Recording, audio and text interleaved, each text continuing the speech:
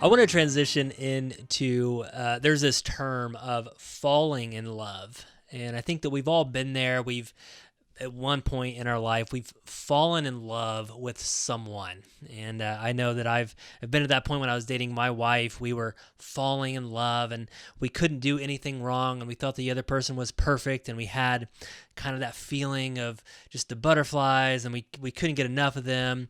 And we were falling in love, right? And I also remember, in today's day in our culture, sometimes we use the term falling out of love, right? It's just like, if a marriage, people get separated, eventually get divorced, and they say, well, it was because we have fallen out of love. Yeah. What do you say to all that? Well, I think that concept of falling in love is grossly misunderstood in our culture. We have by and large taken that as the foundation for marriage. Don't get married unless you really love them, okay? And so we have these euphoric feelings, which you described, and we view them as just being incredibly wonderful, and we feel so good when we're around them. But what no one told me, and I wish they had, but no one told me this, the average lifespan of those euphoric feelings is 2 years. Some a little longer, some a little less, average 2 years, and we come down off that high.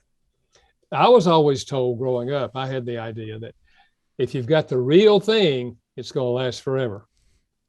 So my wife and I had dated for a little over 2 years before we got married.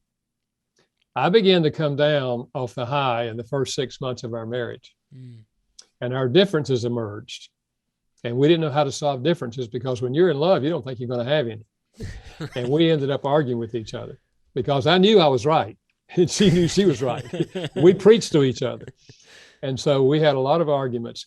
And not only did I lose those positive feelings, but now I had negative feelings toward her, and I'm saying to myself, man, I've lost it. It's gone. I don't know what happened. And here's the problem in our culture is, see, people interpret that to mean, well, I've lost it. So I guess ultimately Move on. Just go look somewhere else. Yeah. I just made a big mistake, Yeah. And it's so tragic that they don't understand this is normal. You're going to come down off the high. I don't care how many times you get married. It's temporary.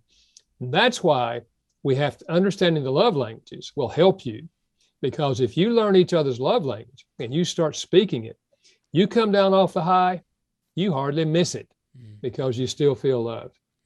And so that's where these two things come together.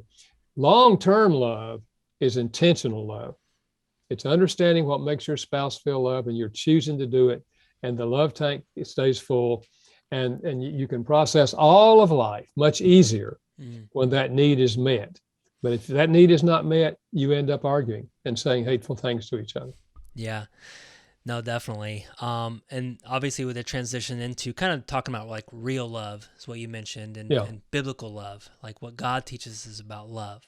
When we're sitting up there saying our vows till death do us part, sickness and in health, a lot of people don't take that real serious, and there's going to be hard times. And that's one thing. I was reading something the other day that it talks about sometimes, life is hard.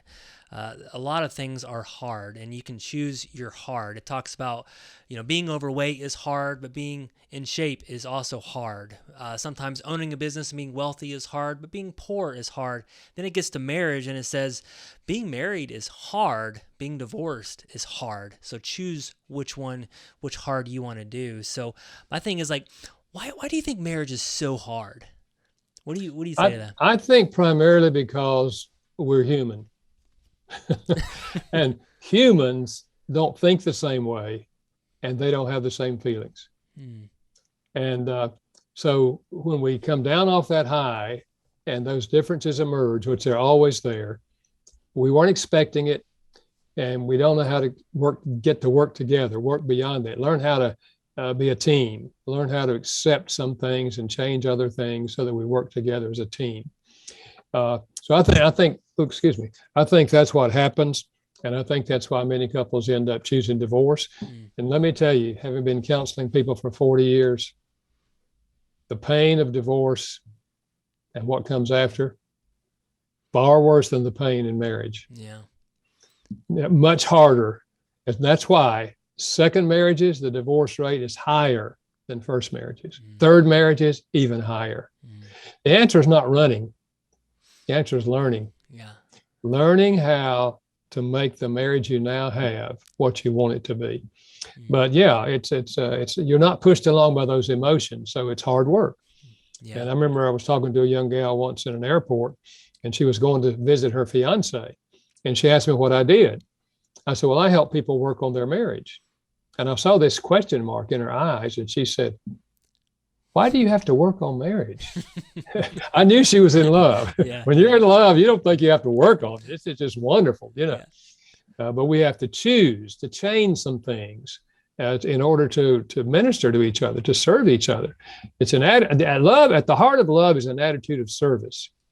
Yeah, I'm here to enrich your life. I want to help you become the person that you believe God wants you to be. So you get that going right, you're going to be okay. Thank you so much for checking out the Brett Snodgrass channel. If you like this video, please slam on that like button. And if you really like it, then subscribe to our channel here. And remember to leave us a comment below, and I'm going to try my hardest to reply to all the comments. Thank you guys so much. This is why I do what I do. Every single week, I come out with content that focuses on success, freedom, and living out your purpose. Thank you guys so much. See you next time.